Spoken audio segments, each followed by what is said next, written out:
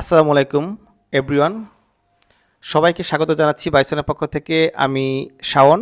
আজকে আপনারা দেখতেই পাচ্ছেন আমাদের সামনে বাইসনের কিছু কালারফুল টি শার্ট রাখা আছে। আর প্রতিটি টি শার্টই কিন্তু আমরা নিজস্বভাবে নিজেরাই উৎপন্ন করে থাকি। এর ভিতরে মাত্র 5টি টি শার্ট আজকে আমি আপনাদেরকে দেখাবো। প্রথমে যে টি শার্টটি দেখতে পাচ্ছেন, মাশাআল্লাহ, দেখেন গোল্ডেন কালার অপশন দিয়ে ব্ল্যাক কালার একটি টি শার্ট, কতটা সুন্দর।